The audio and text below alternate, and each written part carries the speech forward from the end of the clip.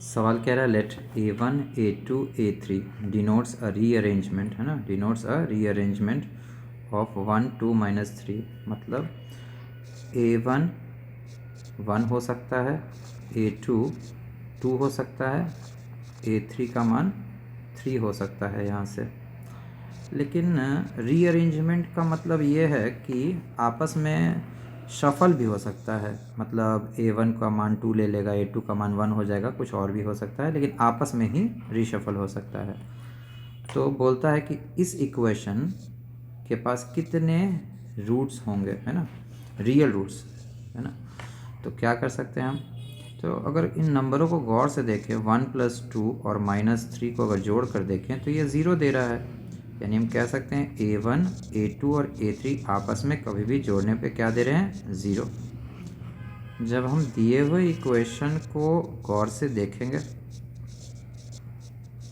और इसके साथ कंपेयर करने की कोशिश करेंगे तो ऐसा लग रहा है कि x की जगह क्या आ गया है, 1, क्योंकि इसमें कोफिशिएंट्स ऐड हो गए हैं। a1 a2 a3 क्या थे, कोफिशिएंट्स इस क्वाड्रेटिक के।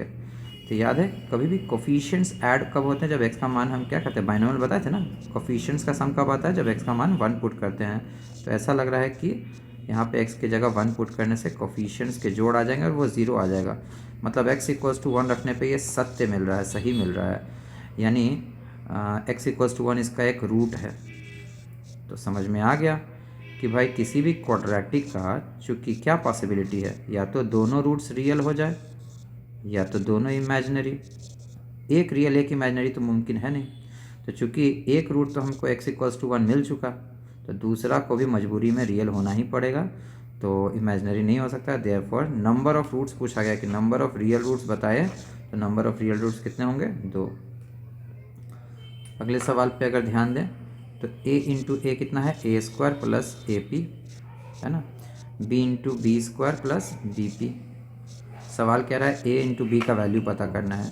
तो वैसे तो a² प्लस इधर आके -b², p कॉमन लेंगे तो क्या आ जाएगा, b - a, है ना। यहाँ पे हम सॉल्व करके फैक्टराइज करेंगे, यहाँ से a + b का मान आ सकता है, हमें सॉल्व करेंगे × b। इस तरह से भी हम जा सकते हैं, पर हम इस तरह से नहीं जा रहे हैं क्योंकि क्यूबिक का इसमें अगर कुछ इक्वेशन दिया तो लेंदी हो सकता है ना। क्या करेंगे ज़रा गौर से देखें, a × a क्या हो गया, a², p × a क्या हो गया, pa हो गया, b × b क्या हो गया, b² और ये क्या हो गया, pb हो गया। मान लेते हैं कि ये रिलेशन अगर बराबर है, किसके बराबर है, कोई वैल्यू k के बराबर रहा होगा मान लेते हैं। तो हमारे पास क्या मिला, a² + pa = k, यानी a² + pa - k = 0। एंड एक और उसी तरह इसको हम लिखेंगे तो क्या मिलेगा हमें, b² + pb - k = 0। तो जो दोनों क्वाड्रेटिक दिख रहे हैं, अगर इन दोनों के बदले एक ही इक्वेशन मुझे लिखना हो तो क्या लिखेंगे, x² + px - k = 0। गौर से देखने पे ये समझ में आएगा कि इस क्वाड्रेटिक में x की जगह a और b, यानी इसके रूट्स a और b आ रहे हैं, है ना। x के वैल्यूज़ a और b रखने पे ऊपर वाला इक्वेशंस आ जा रहा है। यानी हमारे पास इसके रूट्स कौन हो गए हैं, a रूट हो गए हैं और b रूट हो गए हैं, यानी इसके रूट्स a और b हैं। तो हमें मालूम है सम और प्रोडक्ट हम किस तरह से निकाल सकते हैं। तो सम ऑफ द रूट्स अगर यहाँ पूछ देता a × b मत करो, a + b कर देते हैं। एक्चुअली ये सवाल कुछ और था, हमने कुछ और बनाया है। तो सम ऑफ द रूट्स क्या होता है बताओ, -p/1। तो हमारा सम ऑफ द रूट्स क्या हो गया, -p आ गया। प्रोडक्ट के लिए कांस्टेंट है तो प्रोडक्ट यहाँ नहीं निकल पाएगा, इसलिए हम यहाँ पर छोड़ दिए, है ना। तो सम ऑफ द रूट्स हमें आ गया। हालांकि ये जो मेथड से हम, ये जो ऊपर वाला मेथड से जा रहे थे, यहाँ से भी सम ऑफ द रूट्स आ जाता, लेकिन क्यूबिक में थोड़ा लेंदी हो जाएगा। तो अगर वहाँ सवाल आया तो हम इस तरह से गए, ये करके देखना, इससे भी आ जाएगा, ठीक है। अब ये अगला सवाल, ये सारे जो क्वेश्चन हैं बहुत अजीबो गरीब जैसे हैं कि पता नहीं क्या बोल रहा है। px = 0 रियल सॉल्यूशंस मांग रहा है। तो नंबरों का खेल देखो, 5 4 5 4 5 4 रिपीट हुआ है। तो पहला 5 4 को अगर एक जगह एकत्रित करने की कोशिश करें तो x⁸ अगर हम कॉमन ले लें तो क्या आ जाएगा, 5x आ जाएगा। और यहाँ पर भी अगर x⁸ चोरी कर ले तो क्या बच जाएगा, 4। इसी तरह सेकंड वाला जो फेज है 5 4 का, इसमें अगर x⁸ चोरी कर लेते हैं तो क्या बचेगा, 5x नहीं, x⁸ नहीं सॉरी, x⁸ 6 चोरी करना पड़ेगा, 5x + 4 होगा। इसी तरह से करते करते हमें आखिरी का पड़ाव मिल जाएगा 1 इंटू 5x+4। अब ऐसे में 5x+4 सभी में से कॉमन आउट हो गया। उसके बाद हमें क्या बचेगा, x का पावर 8, फिर क्या बचेगा, x का पावर 6, अगला क्या होगा, x का पावर 4 यहाँ नहीं दिख रहा है, x का पावर 2 होगा, और आखिरी में ये पूरा कॉमन हो गया, क्या बचेगा 1। हमने सारा लिख दिया। हमें कहा है रियल सॉल्यूशन चाहिए px बराबर 0, यानी इसको 0 से इक्वेट करा देते हैं और इसका सॉल्यूशन चाहिए। तो या तो फर्स्ट फैक्टर 0 होगा या फिर ये वाला जो सेकंड फैक्टर है ये 0 होगा, है ना। तो यहाँ से x का मान कितना है, -4/5, और ये किसी भी रियल के लिए 0 होने से रहा। क्यों, देखो रियल सॉल्यूशन मांगा है। x² क्या होता है, किसी भी संख्या का स्क्वायर पॉजिटिव देता है।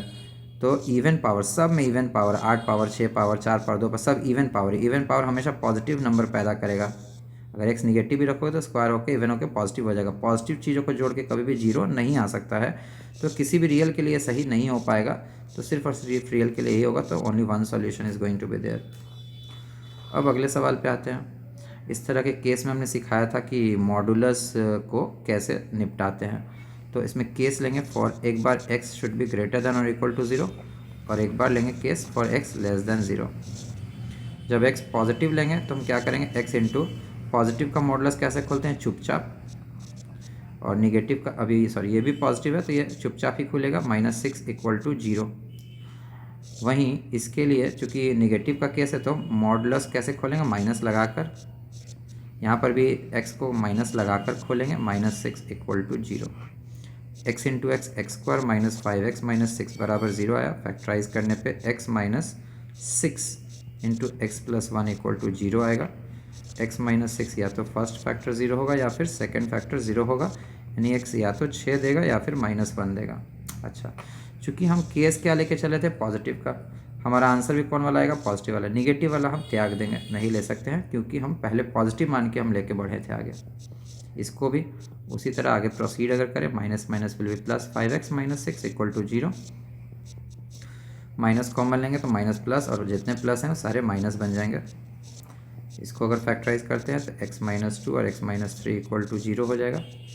या तो x-2 फर्स्ट फैक्टर 0 हो जाए या फिर सेकंड फैक्टर 0 हो जाए।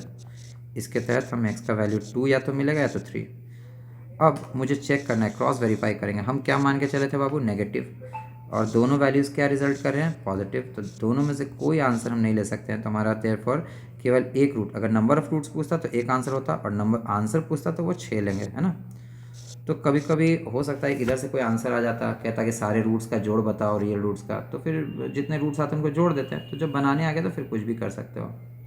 एक और सवाल लेते हैं, इसको देखते हैं। x का मान फिर से निकालना है। जब तक मॉडुलस खुलेगा नहीं तब तक सवाल बनेगा नहीं, तो फिर से केस का बंटवारा होगा इसकी वजह से। एक बार ऐसा कि मॉडुलस के अंदर बैठा x-1 should be greater than 0, है ना, और एक बार x-1 should be less than 0। तो जब हम इसको केस लेके आगे बढ़ेंगे तो x² इस केस में क्या है, माइनस। चूँकि ये पॉजिटिव मुझे इस बार लेना है, पॉजिटिव लेना है, तो हम चुपचाप खोल देंगे इसे। अब क्या हो जाएगा, x² -5x -+ 5 + 8 इक्वल टू 0।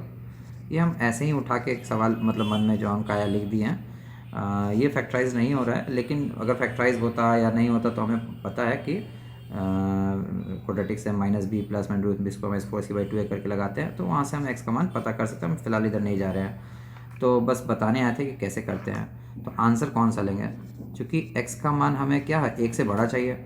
अगर बाय द वे रूट्स हो जाता और यहाँ आता 0 और 4 आता, चूँकि 0 1 से बड़ा नहीं है, 4 1 से बड़ा है, तो ये ले लेते हैं। और अगर बाय द वे रेशनल वैसा वाला रूट्स आता तो क्या आता, जैसे आ जाता -4 ± √3/2, तो चेक करके देखना पड़ता कि कौन 1 से बड़ा है कौन 1 से छोटा है, उस हिसाब से डिसाइड करते हैं हम लोग। फिलहाल हम उधर नहीं जा रहे हैं। तो x < 1 वाला खाली यहाँ पे आंसर होगा। तो इसको अगर हम आगे लेकर अगर बढ़ें तो क्या हो जाएगा, x² माइनस, चूँकि मॉडुलस के अंदर बैठा क्वांटिटी निगेटिव है, तो निगेटिव में हम एक और अगर निगेटिव लगा दें तो ये माइनस माइनस क्या हो जाएगा, प्लस हो जाएगा। इसको भी हम आगे सॉल्व नहीं करेंगे क्योंकि ऐसे ही नंबर लिए थे उटपटांग, है ना। तो देख के कुछ अच्छा अगर आता तो ठीक है, नहीं तो समझ के करना क्या है। अब ये आखिरी पैटर्न हम लोग जा रहे हैं, 2 सवाल है इस पैटर्न पे, दोनों लेंगे, दोनों एक ही सवाल है। 1 + x + x² 0 कह रहा है। Has a root alpha. वैसे तो इसे हम सॉल्व भी कर सकते हैं, पर हमने एक ट्रिक सिखाया है कि 1 प्लस ओमेगा स्क्वायर चूँकि 0 होता है, और अगर डायरेक्ट देख के कभी ये फॉर्मेट नज़र आए तो आंख बंद करके समझ जाना है कि इसका रूट कौन होने जा रहा है, ओमेगा होने जा रहा है। तो अब बनाने से बचेंगे हम लोग। तो अल्फ़ा चूँकि ओमेगा है तो ओमेगा का पावर 21 माइनस ओमेगा का पावर 31 और प्लस ओमेगा का पावर 41। याद होगा क्यूब रूट ऑफ इन्फिनिटी है। क्यूब रूट ऑफ इन्फिनिटी में क्या करते हैं, 3 से डिवाइड करते हैं। 3 सत्ते 21, शेष 0 बचा। 3 नहीं थी, शेष 1 बचा। 13 3 39, 2 41, 2 शेष बचेगा। ओमेगा पावर 0 क्या था, 1 minus omega plus omega square. अगर ये तीनों जोड़ में होता तो हमारा वैल्यू क्या आ जाता, 0 जोड़ के, है ना। लेकिन एक घटाव में है तो 1 प्लस ओमेगा स्क्वायर पढ़ाए हैं, याद होगा, माइनस ओमेगा हो जाएगा। ये वाला minus omega as it is रह जाएगा। तो हमारा आंसर क्या आ गया, -2 ओमेगा आ गया। चूँकि ओमेगा यानी ये जो रूट था अल्फ़ा कह रहे थे, तो -2 एक्स ओमेगा की जगह हम अल्फ़ा भी लिख सकते हैं। तो हमारा आंसर कौन सा आ गया, डी आ गया। ठीक है। अब उसी तरह अगर इस सवाल को हम अगर देखें तो फिर से ये वही है, बेवकूफ़ बनाया है हमने। 1 प्लस एक्स स्क्वायर का पावर एक्स टू पावर 4। तो अगर इसको हम देखें 1 प्लस एक्स स्क्वायर का पावर 1 रहने दें और यहाँ एक्स स्क्वायर का पावर 2 बराबर 0 लिखें, तो 1 प्लस ओमेगा का स्क्वायर को अगर 0 से इक्वेट कराएं तो ये जो दिख रहा है ओमेगा का वैल्यू यानी एक्स स्क्वायर किसके बराबर आ रहा है, ओमेगा के बराबर।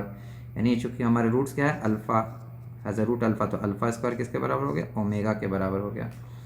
अब इसको सॉल्व कैसे करेंगे, तो 1 प्लस अल्फ़ा का पावर 10 है ना, पर हमको स्क्वायर का वैल्यू पता है, तो इसको हम क्या लिखेंगे, स्क्वायर का पावर 5, अल्फ़ा स्क्वायर का पावर 20 को क्या लिखेंगे, 10 दूना 20।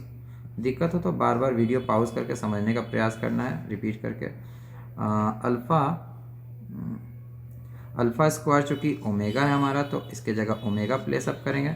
अल्फ़ा स्क्वायर की जगह ओमेगा रखेंगे, पावर में 10, ओमेगा पावर 5 पता है, 3 एकम 3 है ना, तो शेष कितना बचेगा, 2, और 3 3 9, शेष कितना बचेगा, omega. 1 plus omega square equal to 0। हाँ, ओमेगा के प्रॉपर्टीज़ अच्छे से याद होने चाहिए, तब मज़ा आएगा इसे बनाने में। तो ये हम लोग ने बना लिया। अगर इस सवाल में यहाँ अल्फ़ा का पावर इतना बढ़िया नहीं देता, जैसे मान लो इसमें 10 की जगह 11 अगर कुछ इस तरह से रहता, तो इसको हम लोग कैसे पता कर सकते थे, अल्फ़ा का पावर क्या करते हैं, 11 है। चूँकि मज़ा तो तब आ रहा है जब अल्फ़ा का स्क्वायर कितना है, ओमेगा।